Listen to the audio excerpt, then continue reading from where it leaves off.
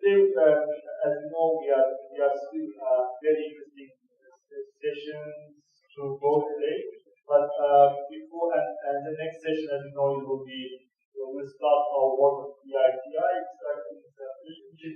but before that happens, the executive director of Publishers today would like to say a few words before she gets to the airport in 20 minutes. So she will not be able to conclude the meeting, but she has a few words before she goes. And I think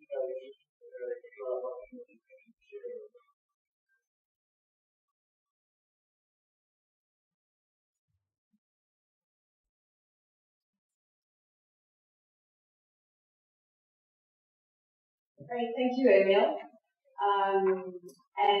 Apologies for having to leave a little earlier before the end of the meeting. Stephanie and I have to catch our flight back to London, but it's been a real pleasure to meet all of you. It's been a pleasure to be back in Azerbaijan as well. It's always a pleasure to be here.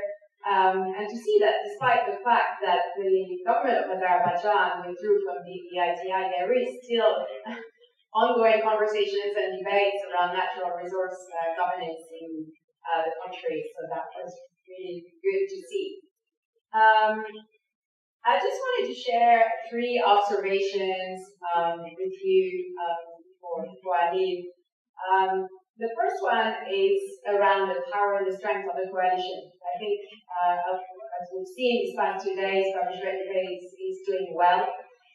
The new strategy that we have in front of us for the coming 5 years has led to a renewed sense of shared purpose and through those collective priorities and those collective goals that we've identified for the coming 5 years.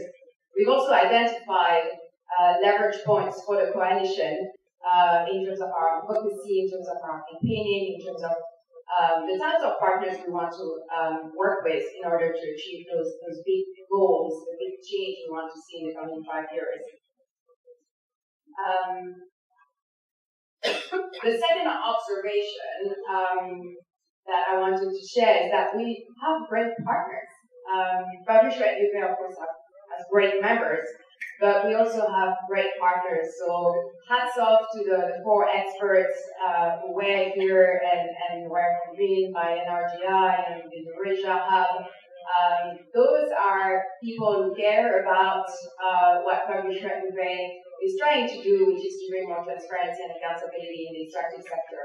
And so I just want to echo what's just been said, is that it is our moral duty and our responsibility to ensure that their research findings are used to bring about policy change or governance reform in their respective countries.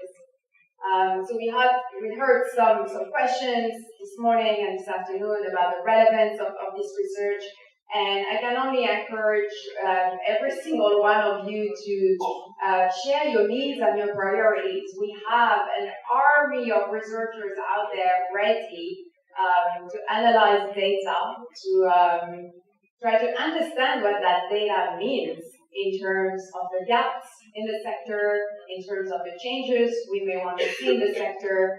But this needs to be used by advocates like us and like you.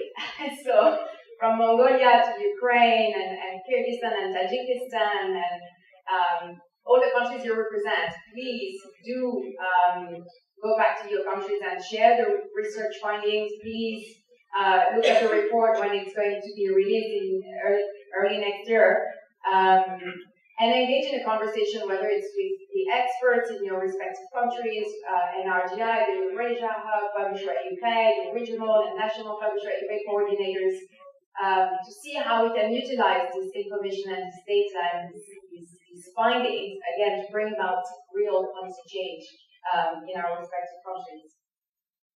And then my last observation is that PWYP is still very much needed. I opened the meeting yesterday morning by asking you the question. I didn't really get an answer, but I think, looking at everything that you're doing in your respective countries, looking at still the enormous amount of work we have to do, whether the EITI is there or not, there's increasingly other tools available for civil society organizations and PWYP members, whether it's the OGP, which we heard about yesterday, whether it's mandatory disclosure reports, whether it's other avenues, like some of our colleagues in Africa are working more closely with supreme audit institutions on issues related to fiscal transparency and revenue transparency, but also a wide range of other issues such as beneficial ownership, what contract transparency can help us achieve in terms of giving us contextual analysis to make sense of that fiscal information, commodity trading, which is also an issue increasingly that some of our members are looking into, or the environmental and social impact of extracted projects. PWYP is still needed, very much needed. And what is PWYP? It is you. It's not me standing here. The strength and the power of the coalition globally, including throughout Eurasia, is each and every one of you sitting here with the power of your members behind you. So we also owe it to our members to make sure that what you've learned here and what we've shared goes back to the members who haven't had the chance to come and be with us today. I would also encourage you to make sure that representatives from your national coalitions rotate in terms of who gets to come here.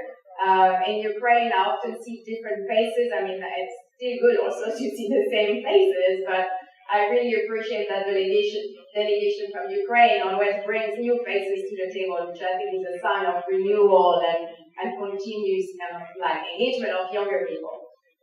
So we're hoping to see that more systematically across the board. So thank you very much. I also want to thank more specifically the organizers, so the coalition in Azerbaijan. Thank you very much for hosting us and welcoming us to this beautiful country. The Eurasia Hub, who also helped tremendously, NRGI. Thank you very much for always being close partners of ours in Azerbaijan and further throughout the region. And hats off to Emil. Emil, you're the star of the meeting, and I know you've spent lots of days and nights making sure that everybody was comfortable, the agenda responded to our members' needs. So thank you so much, Emil. And then finally, but not least, the interpreters who have done an admirable, fantastic job. I must say, I think it is the best interpretation I've ever had from Russian to English. So thank you very, very much.